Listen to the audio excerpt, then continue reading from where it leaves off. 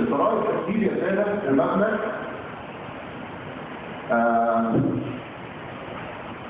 194 مليار جنيه مصري.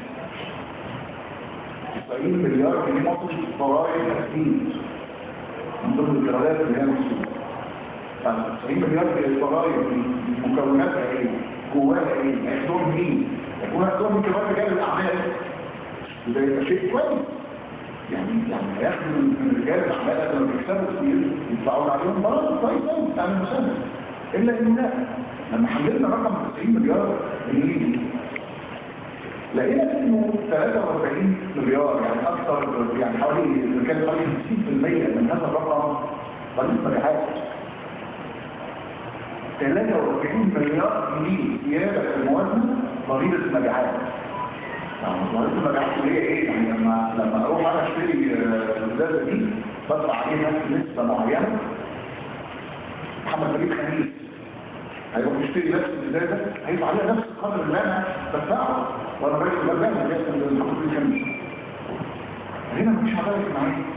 احنا باعتبار نقطه ثانيه اساسيه ان كل ما اسعار السلع تزيد كل ما ضرائب المبيعات تزيد، وهم ياخدوا انهم عاملين حسابهم ان اسعار السلع هتزيد كمان. وهقول لحضراتكم على مسؤوليات غريبه لما نقرا الارقام. فوجئت برضه وانا قاعد احلل الارقام في الدعم. هنا مش زياده في الدعم، قلنا طيب ده شيء جميل كويس قوي، احنا مش يعني محدش يكره دوله العمل. لقيت هنا في الضرائب في دعم الكهرباء. دعم الكهرباء كان السنه اللي فاتت 5 مليار جنيه، السنه دي حاطين 13 مليار جنيه و300 مليون. يعني في 8 مليار جنيه جديده في دعم الكهرباء. ربنا يستر يعني فاض عليه ما تعديش. اللي طبعا بتطلع في النظام يعني اتصور ان كل الوزارات بتحصل عليه وزاره الكهرباء. ايه النظام الجديد ده؟ النظام حقيقي والسيستم متميز كده. فالكهرباء اللي بيدفعوها دي هيدونا دعم.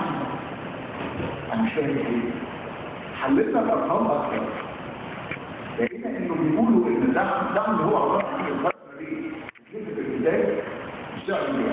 هو بيبيع الكهرباء ب 10 قروش بتكلفه 15 قرش وبيطلع ب 5 جنيه. هو الفرق ده الدعم. ليه بقى ثابت؟ ليه زادت قيمه الدعم؟ زادت قيمه دعم الكهرباء لانهم قالوا ان خدوا بالكم السولار والمواد البتروليه عادات. لما اسعار السولار والمواد البتروليه زادت تجميل الضخ عشان تشغيل المولدات. من ناحيه ثانيه عوضات ما تقلقش العمل ده دعم كاذب، ده دعم على الورق زي الجريمه الحصريه اللي عملها